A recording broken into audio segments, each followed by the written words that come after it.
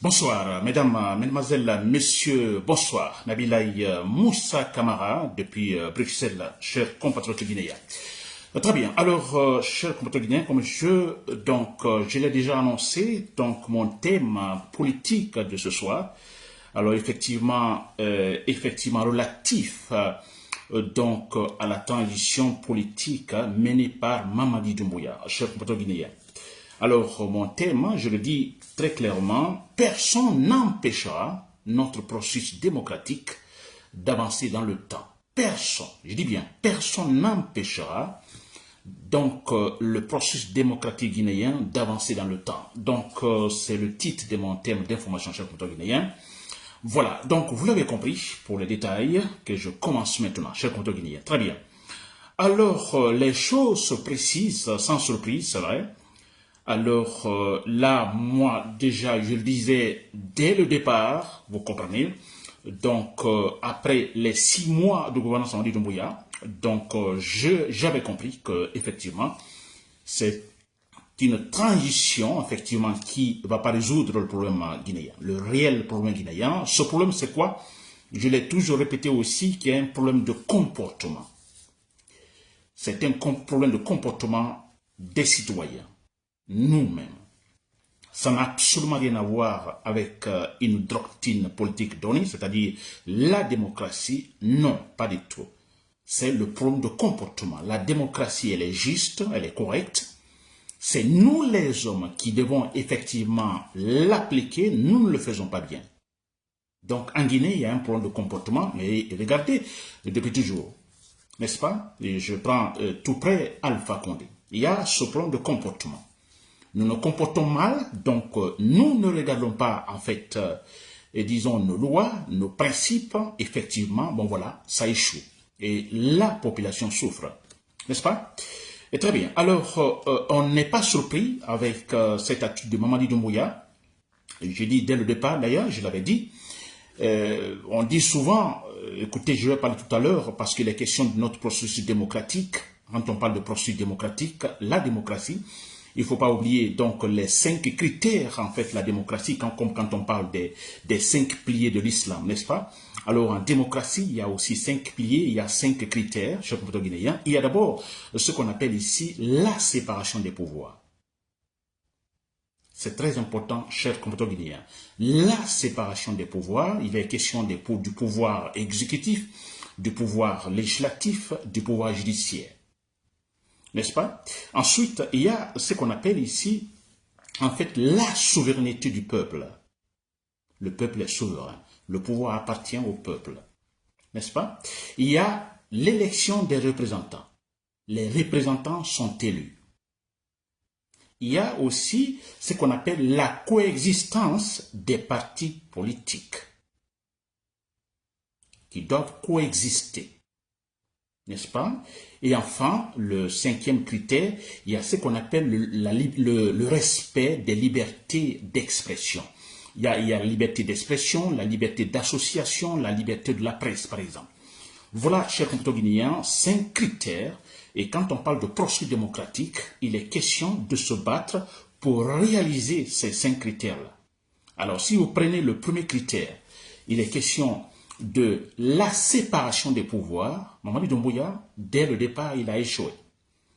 Quand vous venez au pouvoir et vous parlez de la refondation du pouvoir, vous voulez dire, bon écoutez, nous allons éviter, nous ne ferons plus, en fait, nous ne répéterons plus les erreurs du passé, et surtout vous parlez de la refondation, rendre rationales les institutions de l'État, donc on doit avoir des actions. Nous observons des actions. Et quand vous dites cela, votre première action, c'est ce premier critère de la démocratie, du processus démocratique. N'est-ce pas? La séparation du pouvoir. Vous voulez bien travailler, vous voulez montrer que vous êtes honnête, que vous êtes sérieux, alors séparez les pouvoirs. Mettez les hommes que vous voulez, mais également des hommes sérieux. Si vous voulez, nommez vos frères, nommez les membres de votre famille, mais qu'ils soient sérieux au niveau de ces pouvoirs. C'est une transition, cher compatriote guinéen. N'est-ce pas? Alors là, au départ, Mamadi Doumbouya, il a échoué. Ses pouvoirs n'ont pas été séparés. Jamais. Regardez, Tout est dans la main du pouvoir exécutif. Mamadi Doumbouya, le pouvoir, je dirais, pouvoir législatif, c'est-à-dire le Conseil national de transition, c'est dans la main de Mamadi Doumbouya. Le pouvoir judiciaire, on n'en parle même pas, c'est dans la main de Mamadi Doumbouya. Le pouvoir exécutif dans la main de Mamadi Doumbouya. Là, il y a l'échec dès le départ. Là, déjà, pour des gens bien avertis, on se dira non, ce monsieur n'est pas venu pour la démocratie. Parce que là, au départ, il a échoué. Et ce qui se passe actuellement, regardez, il y a des gens qui volent, qui, en fait, sont dans les délits graves. Ils sont sanctionnés. Il y a d'autres qui ne sont pas sanctionnés.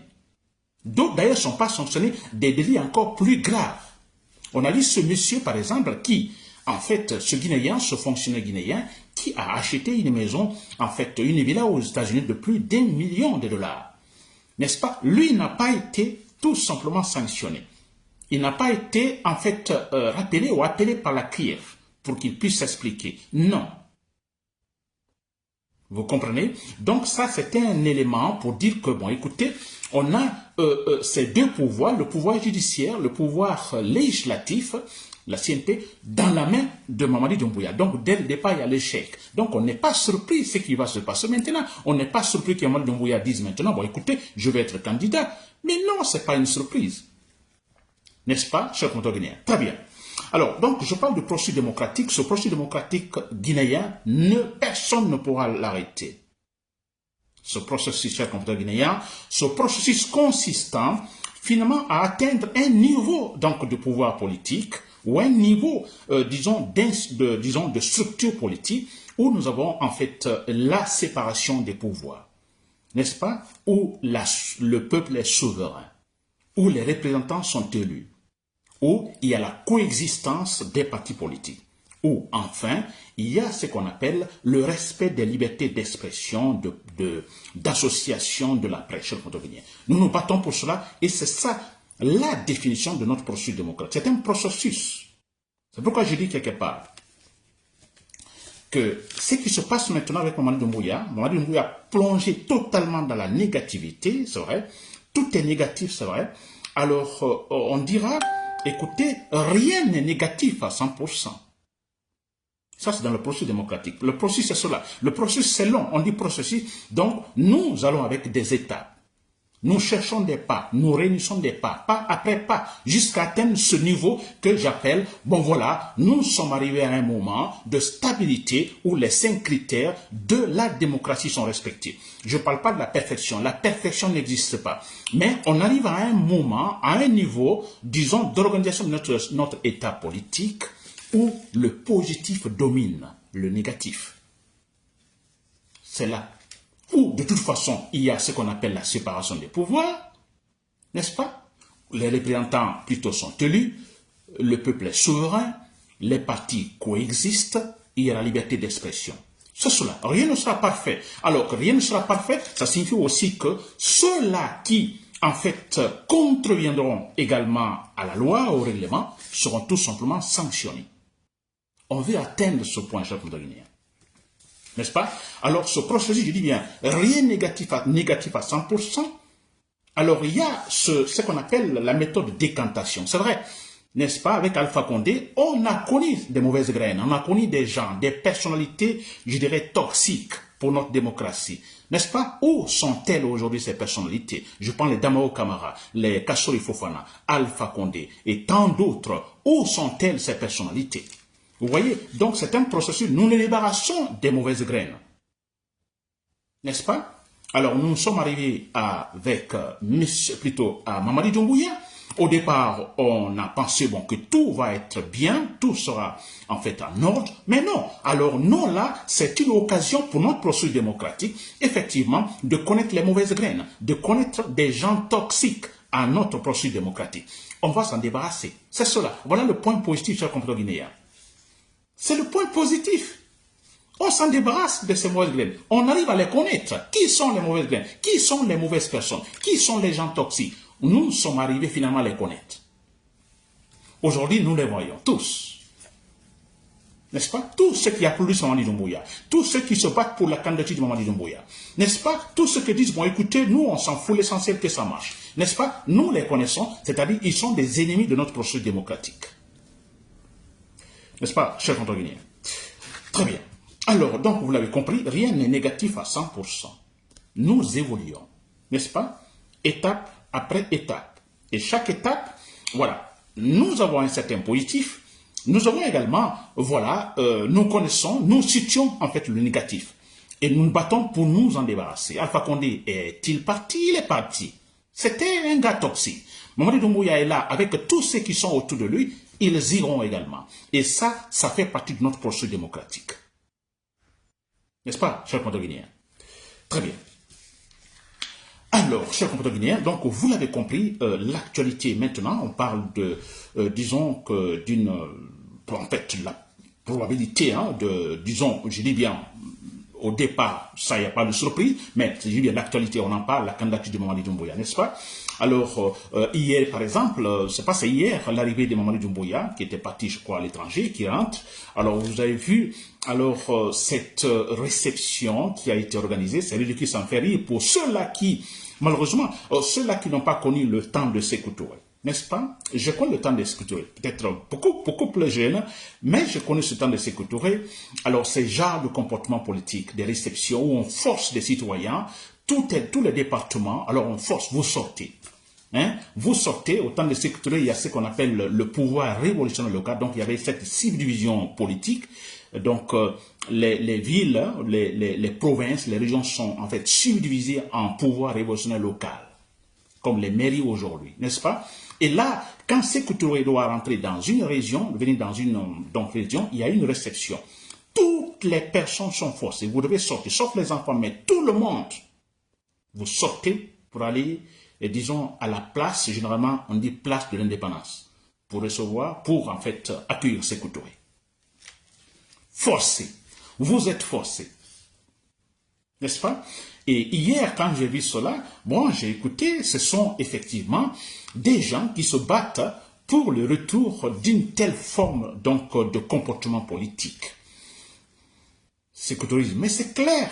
Ils ont dit carrément que, bon, écoutez, c'était le meilleur régime. Ils le disent. Alors, ils se battent ils se battent pour cela. Même nous savons à 100% que non, c'est le contraire.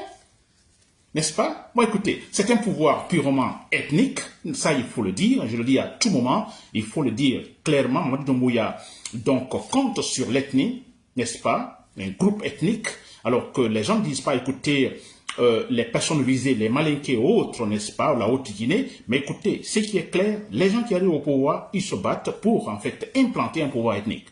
Ça c'est clair. Là, on ne se répète pas. Kassori l'avait dit avant de rejoindre Alpha Condé. Il a dit, allez-y dans l'administration.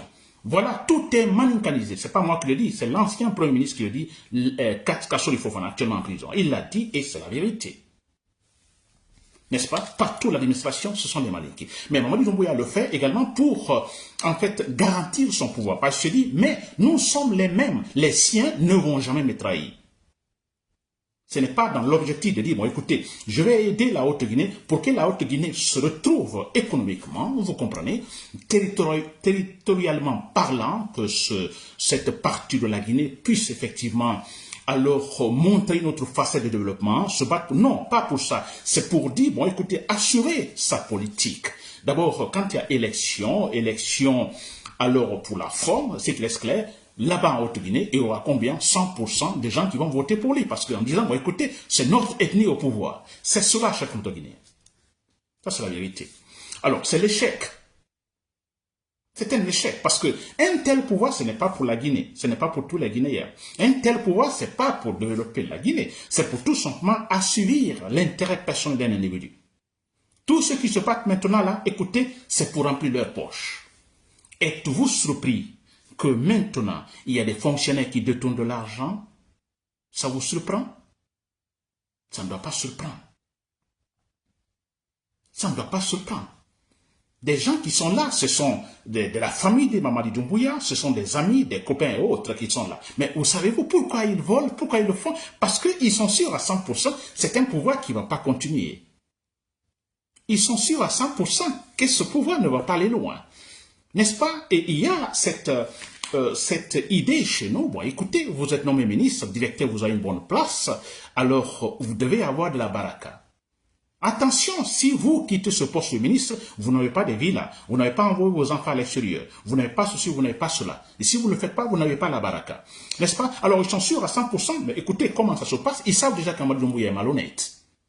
Du moment qu'il est malhonnête, mais que voulez-vous? Ils vont voler, ils vont tout faire avant qu'ils ne partent. C'est cela.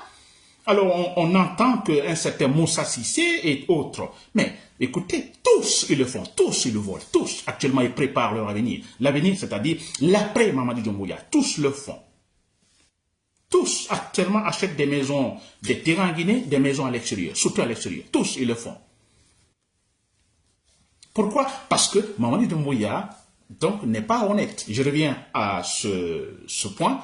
Il y a un problème de comportement. Le président, vous ne vous comportez pas bien, mais vous voyez, alors ça le reflète sur le reste. Effectivement, les autres ne vont pas vous respecter. Se respecter, ça veut dire quoi? Vous vous respectez en respectant vos engagements. Et là, les gens vous respectent. Là, ce problème de comportement en Guinée. Alors, si vous ne vous respectez pas, mais écoutez, personne ne vous respecte. Mais c'est voilà ce qui se passe. Et regardez, il est capable de sanctionner certains durement, et parce que tout simplement, soit ils sont de l'autre ethnie secret, ou ils ne sont pas des amis, ou ils ne sont pas de la famille, et certains, d'autres plutôt, sont en fait totalement, on dit il est ministre, tout simplement, il est en fait démis de sa fonction. Et puis c'est tout. Il n'y a pas de poursuite, par exemple judiciaire, absolument rien. Absolument rien.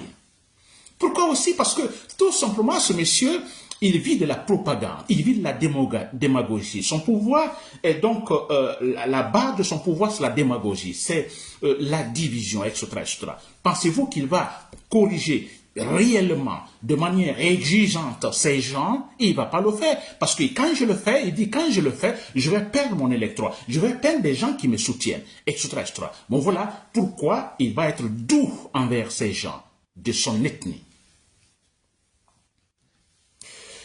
Cher Comte-Guinéen, n'est-ce pas? Très bien. Alors, vous l'avez compris, cher Comte-Guinéen, le processus démocratique, personne ne l'arrêtera. Je dis bien, personne ne l'arrêtera. Et bien sûr, il y aura des obstacles. Il y aura des gens pour le retarder ce processus. Mais personne ne l'arrêtera. N'est-ce pas? Ce processus devra se débarrasser de tous les cancres, de tous les, en fait, des imbéciles. Ce processus. Voyez seulement depuis qu'on a commencé, depuis Lansana Conté. Voyons. Et seulement que nous remarquons avec Mamadi Doumbouya qu'il y a en fait une réelle intention de stopper ce processus démocratique. Mais c'est vrai, c'est-à-dire le retour au sécularisme. Là, pour la première fois, on a cette intention claire et nette de la part de Mamadi Doumbouya. Stopper. Il y a de l'arrogance partout. L'arrogance. Il parle avec l'arrogance. Vous voulez me soutenir ma candidature? Alors vous restez. Ceux qui ne veulent pas soutenir ma candidature, vous êtes libres de quitter. Vous voyez ce monsieur, cher Comte-Guinéen? Très bien. Alors, moi, je vous ai toujours dit, d'abord, je dis que ce processus, personne ne l'arrêtera, c'est sûr. Et dans ce processus-là, tout est possible.